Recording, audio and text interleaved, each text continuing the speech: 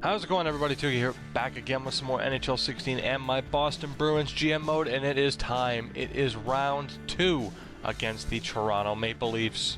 Now, really quickly, we will take a look at what the Leafs have to offer, and I will say this, I took a look at some stats and everything that you guys wanted me to take a look at. We are going to roll with the same lines that we have had and that we have used, but again, if we need scoring help, we have Ho-Sang and we have Jake DeBrusk right there and ready to put into the lineup.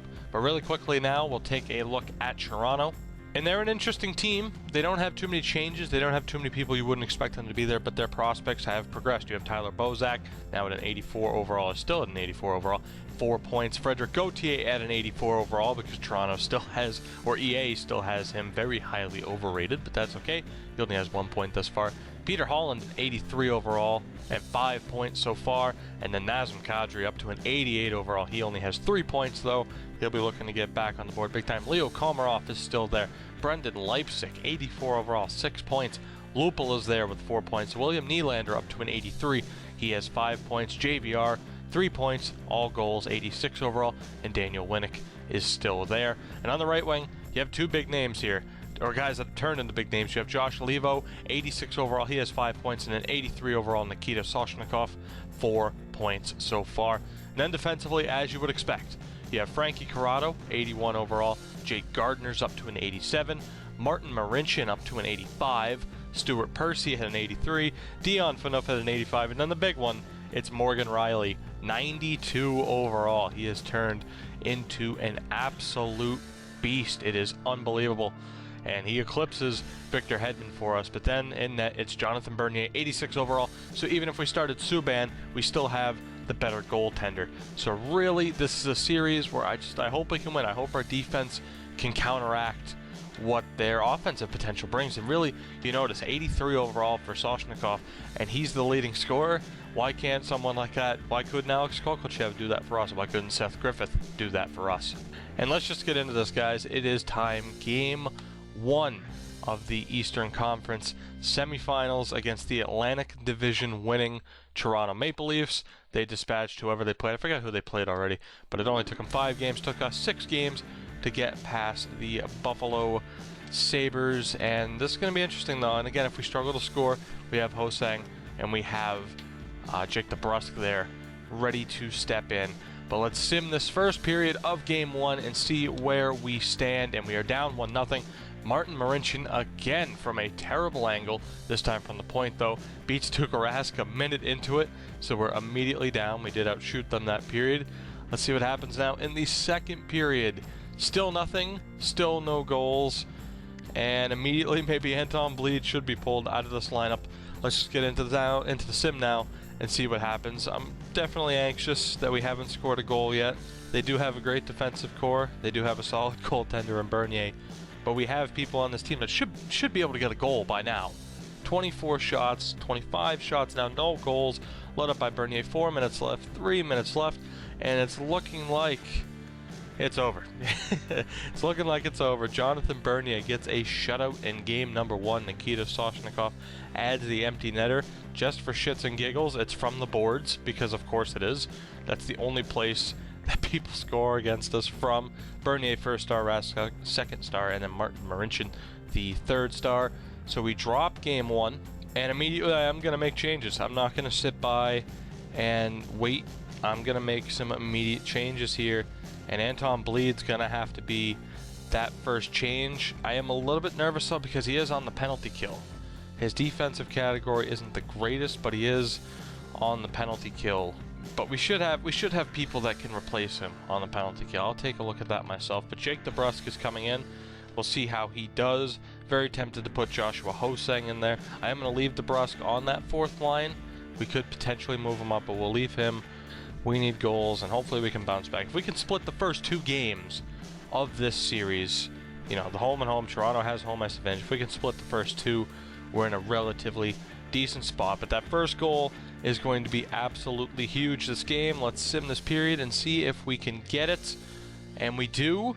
Peter Holland scores again, another early on goal. At least this time it wasn't from the corner or from the sideboards. And Matt Nieto would tie it up just a few minutes later. So 1-1, we have our first goal of the series. It's Matt Nieto. And a 17-shot first period is pretty solid. It's nice to get that much pressure on Bernier early. Let's sim the second period now. And there we go, boys. There we go. That's what I'm talking about. Victor Hedman early, and then Brad Marchand. 2 goals a minute apart, both from terrible spots. 3 goals Bernier wishes he could have back. Put us up 4-1. William Nylander, we get one to make it 4-2, but we are in a great spot. We're getting a lot of shots this game, and that trio of goals right there you would hope would be enough to carry us to a victory here. Victor Hedman, though, a nice shot, and Brad Marchand, unbelievable to get 2 goals from that angle. Let's get into the third period, see if we can hold on. One more goal would absolutely seal it. Doesn't matter to me if it's an empty netter or not. And there it is. Ask and I shall receive. It's Brian Boyle with the goal on Jeff Zatkov. Bernier pulled. I can't even speak. I'm so happy and sick, but also very happy. Josh Bailey gets the other goal, and that will do it. A 6-2 offensive explosion for the Bruins. 44 shots is amazing, and again, Jonathan Bernier pulled after letting up 4 goals in the first 2 periods. Brian Boyle and Josh Bailey, the third line, getting it done with 2 goals on Jeff Zatkov. That is what I am talking about. We are in a much better spot than we were heading into that game. Brad Marchand and Brian Boyle, both 3 points apiece, and Josh Bailey gets a goal and an assist. Bailey's had a hard time getting goals. He's been an assist machine throughout this entire season. But again, now we are in a much better spot. And let's just get into game 3 here. Let's get into game 3 and see if we can continue this. The Providence Bruins also advance in their playoff round. They're going up against now the Hartford Wolfpack. Let's get into it now. Game 3 at TD Garden, a huge victory for us in game 2. Let's see if we can rebound off of that. And again, try not to slur and stutter as much as I am, but again, I have been sick as a dog for the past few days, but I wanted to get this done. First period, let's see what happens. And again, it's another big-time performance. It was Brad Marchand in game 2, and now it's Radim Vrbata. 2 goals in the first period, beating Jonathan Bernier. It's about time Radim Vrbata stepped up. We brought him back after trading him last season. He's the one that kicked us out of the playoffs, but now he's doing well for us here. Period 2, can we compound this lead? And we can. It's Michael Chaput and Matt Nieto. The 4th liner Chaput and the 3rd liner Nieto getting it done. 4 goals again through the first 2 periods for the second game in a row.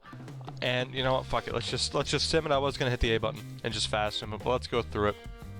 Absolutely huge goals. Radim Vrbata on that second line, and then we have Chaput chipping in. About time too. I was tempted to sit him as well if we could, but guys, it's looking great. We dropped the first game, getting shut out, and now through the next 2 games, in games 2 and game 3, we combine for 10 goals and knock the Maple Leafs on their ass. What a performance for Radim Vrbata, Tuukka Rask, and the Bruins, and Jason Demers with 3 assists, having a great game. Him and Luke Schenn have turned out to be a great pairing. I definitely wanted to trade Jason Demers at a couple of different points, but again, winning games 2 and game 3 by a combined score of 10-2 is absolutely gigantic. And now game 4, we're sticking with it. We're not going to do anything with the Brusque. I could check it, but why bother? Let's just go for it. We're winning, and we could get another 3-1 lead. I can't remember if we had a 3-1 lead in Buffalo, but regardless, we could get a 3-1 lead here in this series. Let's sim the first period, and we're right back down to reality. JVR scores from a terrible angle within 20 seconds, and then Nikita Soshnikov at 16-16 compiles that. 2-0, we are down. We're moving on though. Let's stay positive. Second period, what can happen? And we get one back. It's Brad Marchand. It's going to be a very close and interesting third period, but let's see now if we can come back. We're getting outshot. Toronto fighting back hard. Let's sim this third period and see what happens. This next goal is going to be huge. We need somebody to step up. We need Bergeron to step up. He really hasn't done too much. Only 1 goal through this season, or through the postseason so far. We're getting outshot heavily. It's not looking too good. 6 minutes left. Can somebody, anybody, step up, or are the Maple Leafs going to fight back? And they are. We drop game 4 2-1, and Toronto they just couldn't let us have it. The Maple Leafs have to fight back. Tuukka Rask first star of the game, as he should have been. He gave us every chance to win that game. And here, perhaps, is the reason why we lost. Radim Vrbata, with a lacerated arm, is out for the remainder of the postseason. That is a major blow. Again, talking about what he did for us in that first game, and now we lose our top line. I forgot it wasn't Pasternak on that top line. We lose Radim Vrbata. That is a gigantic blow to this team. But of course now it's going to be Joshua Ho-Sang. And I'm actually going to make an interesting choice here. I'm going to drop Michael Bodker to the fourth line in favor of Jake DeBrusk. We're going with a full youth line. It's DeBrusk, it's Zarnik, and it's Ho-Sang. Let's see if the youth guys can get it done. Bodker has 4 points so far. He only has 1 goal. Obviously we want a little bit more than that from him. So let's just test it out. To me, it's worth it. You never know what exactly we are going to get out of this team. But let's get into it now. Let's go into Game 5. Our series lead has evaporated. It's now a best-of-3 series. Toronto has home ice advantage, and we are without Radim Vrbata for the rest of the playoffs. I was worried about our depth, and now it's really going to be tested with these young guys stepping in. But let's sim the first period, see what happens, and nothing happens. It's a stalemate, only 17 shots combined. Sim the second period, and we have the lead.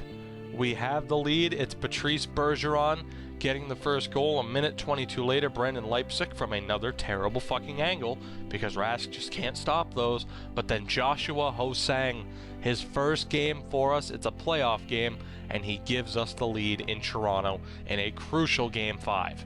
So let's do this. Let's sim the third period. This is gigantic. This is absolutely gigantic, and Daniel Winnick gets the goal to tie it. Next goal is sure to win this. We have a power play. We can't do anything with it. It's a massive power play. Might have been a 5-minute major. We can't do it. Next goal wins this with under 5 minutes left. Let's see. Will there be a late goal? There will not. We are going to overtime.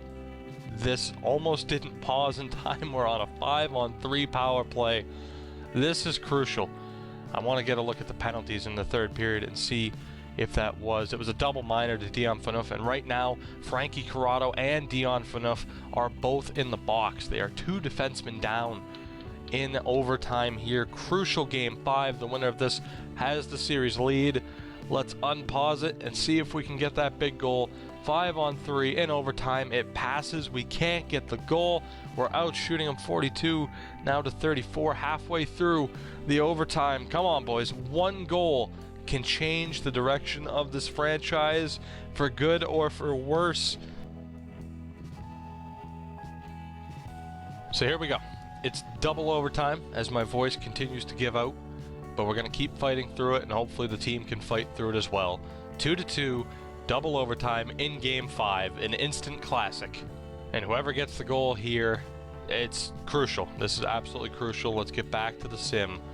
Double overtime in Game 5 in Toronto, and it's Josh Leivo getting the goal for Toronto, and we are on the brink.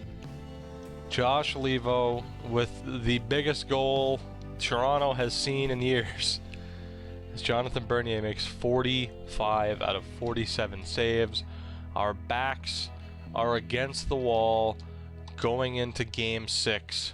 After taking a look at the lines, I've just decided it's best to roll with what we have.